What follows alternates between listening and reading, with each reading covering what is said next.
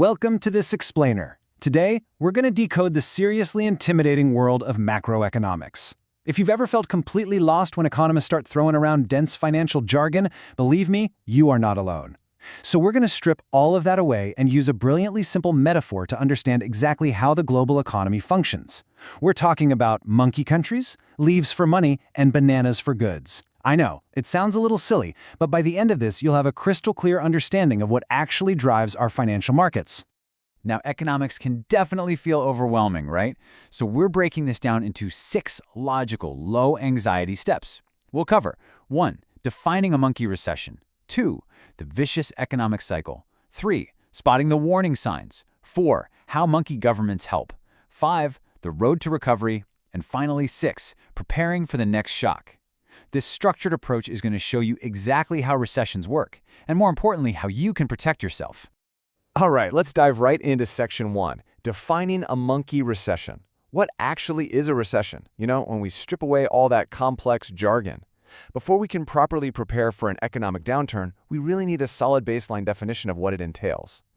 So, economists calculate the size of an economy using something called GDP, or gross domestic product.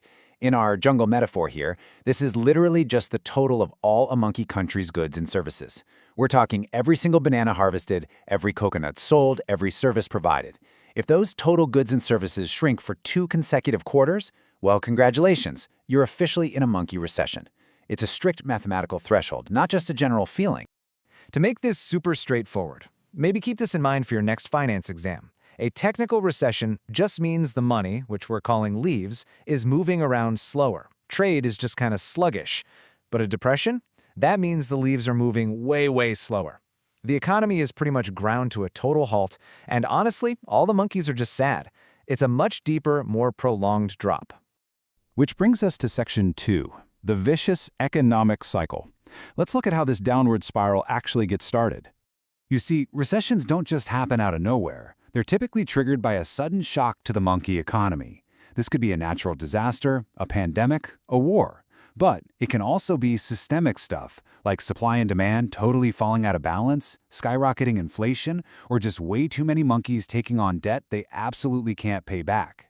And get this, amazingly, even just the widespread fear that a recession is coming can cause monkeys to hoard their leaves, which literally causes the exact recession they were so afraid of. Crazy, right?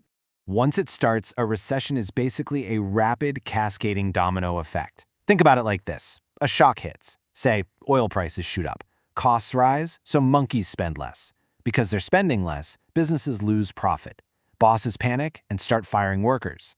And those newly unemployed monkeys? Well, now they have 0 leaves to spend, completely restarting this painful cycle all over again. So how do we know we're in one? Let's move to Section 3, spotting the warning signs. Because there are definitely recession indicators flashing in real time. Now, sometimes it's really hard to tell you're in a recession until you look backward after it's over, but there are always clues. When the business environment gets tight, companies get desperate. You might see them doing things like rebranding leftover inventory as brand new products, or movie studios suddenly pumping out totally unneeded sequels just for a quick cash grab. You might even notice billboard companies actually advertising their own billboard space simply because no other businesses are buying ads. On the consumer side, the indicators become a bit more personal, right? You'll notice monkeys cutting out luxury expenses, like skipping live music events.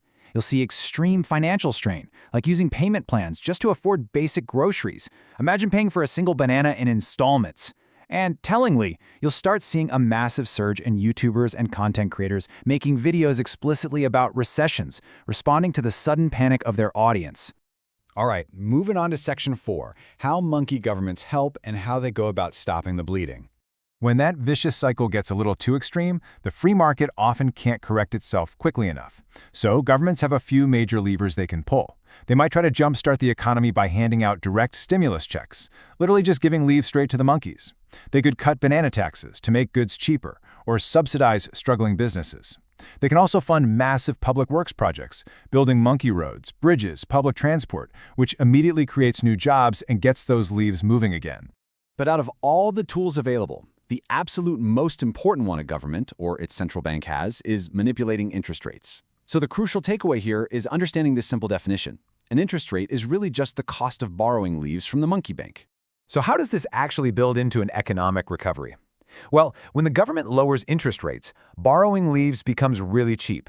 And because loans are so cheap, monkey businesses are highly encouraged to borrow money to expand their operations. More expansion means they need to hire more monkey workers. Those newly employed workers now have leaves in their pockets, which they go right out and spend, injecting life straight back into the broader economy. Which leads us nicely into Section 5, the road to recovery and bouncing back. With government intervention and, a little bit of time, the initial shock always eventually dies down. Historically, recessions do end, though the duration varies wildly based on how severe the shock was. If we look at the data, the Great Monkey Depression of the 1920s, that took over a decade to bounce back from. The 2008 housing crisis took about 2 years for recovery to really take hold. Meanwhile, the massive initial shock of the 2020 pandemic actually saw a remarkably fast recovery of less than a single year. The timeline definitely shifts, but the GDP does eventually start going back up. And that brings us to our final section, number 6, preparing for the next shock. Are you ready? Because the economy operates in endless cycles of growth and contraction, the real question isn't if another shock will happen, but when. Moving away from our primates for a second and looking directly at your real-world wallet, you absolutely need to be ready. You prepare by building an emergency fund covering 3 to 6 months of living expenses. You should ruthlessly cut down your debt and personal expenses.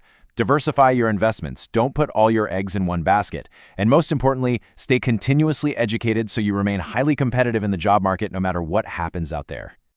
I want to leave you with this final, provocative thought to consider today. Just look at the real-world indicators all around us: the rising cost of living, massive disruptions from artificial intelligence, endless subscription models draining our wallets, data privacy threats, and global climate issues. Based on what we've learned about economic shocks today, what do you think will be the exact trigger for our next real-world recession? Think critically about these patterns and stay prepared out there. Thank you so much for joining me for this explainer, and keep learning.